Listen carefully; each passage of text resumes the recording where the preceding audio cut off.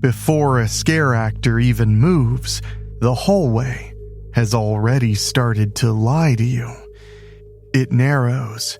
One weak light pulls your eyes toward an empty doorway. The wall on your left looks thicker than it should, but nothing has happened there. So, you stop watching it. Your friend stops talking. Somewhere behind the scenery, a performer is waiting. For the exact second your group decides the danger must be somewhere else. You know this place is lumber, paint, cables, speakers, and people earning an honest paycheck or at least a good time by behaving terribly. You know there's an exit. Then the wall opens beside your shoulder, and for one perfect second, everything you know becomes utterly useless. Thursday Thrills. This is Thursday Thrills, a quick weekly ride into the creepy stories, haunted places, weird obsessions, and eerie little corners of the world worth talking about. I'm Henrique Couto, and tonight the gates are opening on the 2026 haunt season. What can a haunted attraction do to our fear that horror movies just can't? Because a movie can show you the monster, a haunted house can make you take the next step toward it. Tonight, August 27th, Universal Orlando is holding a premium Scream Night for the 35th anniversary of Halloween Horror Nights. The regular event begins tomorrow with 10 announced haunted houses. Now, this isn't a paid promotion or anything like that. It's just something I find really interesting, because it makes tonight a doorway in more ways than one. Summer is still hanging around, but the gates are opening. The pumpkins are coming out, and spooky season is no longer looking for permission. We're not going to rank unopened rooms. That would be less criticism and more paranormal prediction, and we're not really in the business of either. Instead, follow the walk itself, from the monster you recognize to the dark corner nobody can explain, with one nervous friend trying very hard not to walk too far ahead. A haunted attraction has one great advantage over a movie. It gets your body involved. The screen doesn't become smaller when you hesitate. A maze can. The actor in a film cannot notice that you're hiding behind somebody half your size. A performer in the room, they can. And now you've made yourself interesting. Every doorway becomes a decision. Every corner asks you to move before you know what's waiting on the other side. The first room quietly teaches you a kind of grammar. The bright doorway is the path. The dark opening hides the actor. The sudden noise means look to your left. By the third room, you think you've learned the language. Then the attraction breaks its own sentence. The bright doorway becomes the trap. The darkness stays empty, and the wall you trusted decides to sprout fangs. And the 2026 lineups reveal two very different ways to make that corner frightening. 5 of Universal Orlando's announced houses draw from movies, television, or music. Those houses arrive with something already living inside the audience: memory.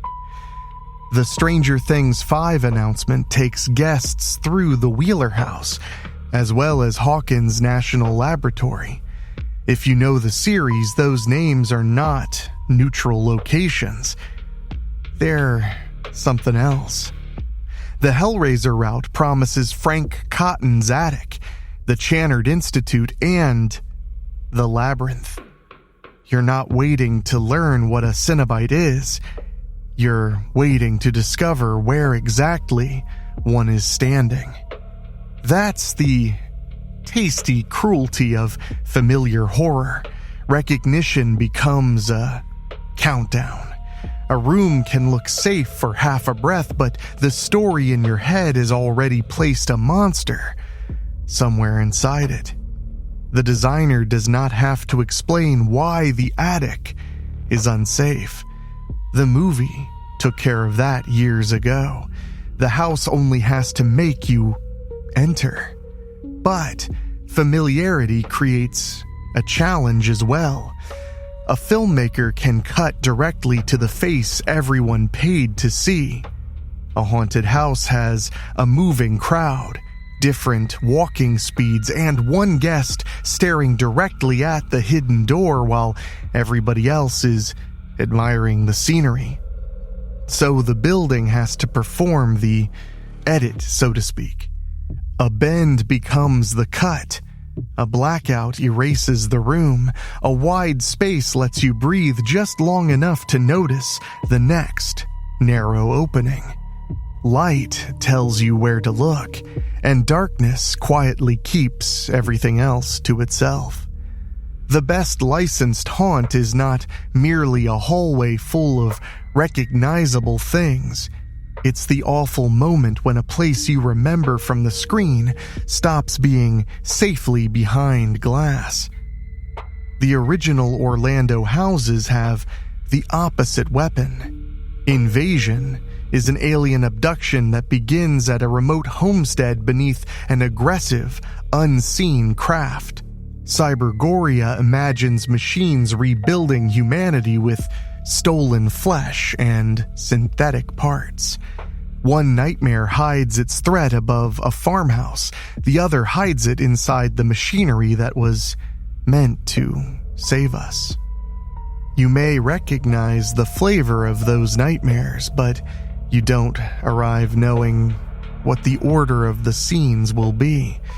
There is no movie in your memory telling you which door matters. No trailer has taught you when the creature will appear. The house can establish its own rules, let you trust them, and then become very rude about the arrangement. Without a famous scene to wait for, every object becomes suspicious. A television may be scenery or more. A closed cabinet may be empty or may be the only part of the room that knows you're coming. Even the quiet moments feel unfinished, as though the house is holding something back until your group stands in exactly the wrong place. Knott's Scary Farm has announced Inked, about a washed-up 1930s cartoonist who discovers that when blood becomes ink, imagination becomes reality. That premise shows why original haunted attractions are so much fun to anticipate. Rubber hose cartoon imagery is supposed to bounce, grin, and behave, but as we talked about a few weeks back, allow it to move one beat too slowly, and nostalgia starts to decay. Licensed horror lets you dread the thing you know is coming, but original horror makes you wonder what kind of thing is coming at all. The really nasty houses find a way to give you both feelings from the same hallway. And take it from me, a certified screamer at any haunted house, they sure do get all the feelings out of me. If you enjoy these quick rides into haunted places, strange obsessions, and the machinery behind our favorite nightmares, subscribe to Weekly Spooky on your favorite podcast app. You'll never miss an episode of Thursday Thrills, and we have something scary for you every single day of the week, even after Halloween has sadly passed. And send this episode to the friend who always volunteers to walk first at the haunt, then somehow ends up directly behind you. Sometimes the monster doesn't need a face. Six Flags Great America has announced Blair Witch, no signal, around near total darkness, winding trails, abandoned camps, ritual sites, and the Rustin Parr house. The frightening idea there is not simply that something waits in the woods. It's that the path itself has stopped feeling worthy of trust. Darkness is negative space with no fixed size. A black opening could hide a face just 6 inches away. Or an empty room. Or absolutely nothing. Your imagination will furnish it either way, and your imagination has no construction budget. Sound gives that emptiness a direction. Universal Studios Hollywood has announced an original Quinceañera, music by Slash House with Spanish guitar in its score and an exclusive song called 15 Candles. That announcement reveals one of the emotional weapons the designers want to carry inside. A melody can be a warning.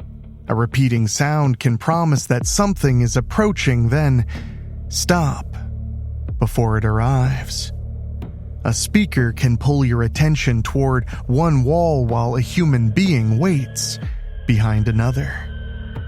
In a theater, sound surrounds you while the threat remains on screen.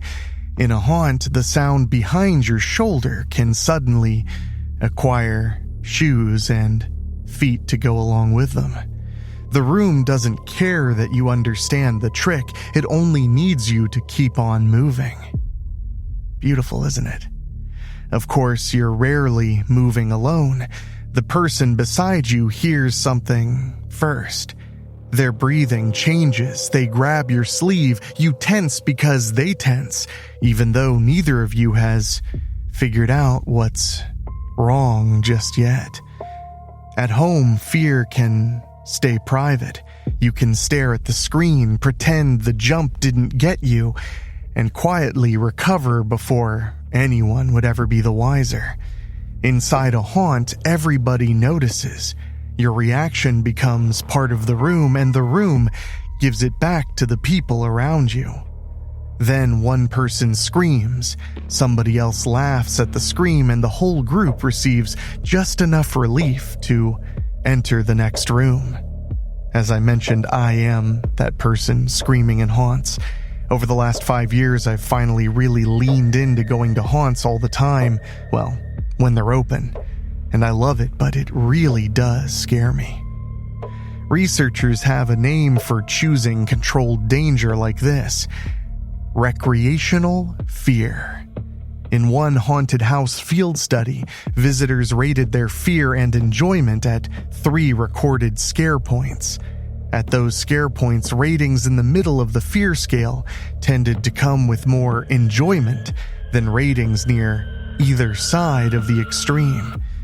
That was a group pattern, not a formula for every guest. It also tells us less than the sound of your bravest friend whispering very sincerely that they would like to leave right about now. The safety is part of the pleasure. You choose the ticket. You know the chainsaw has no chain on it. You know the creature is a performer. Your body is allowed to disagree for a few seconds, and unlike an actor on screen, a scare performer can read the room. They can see who's watching, who's hiding, who thinks the scare is over, and who has made the catastrophic decision to announce that none of this is particularly scary. That's a great way to paint a target on your back. The architecture sets the route, but the people inside change the story.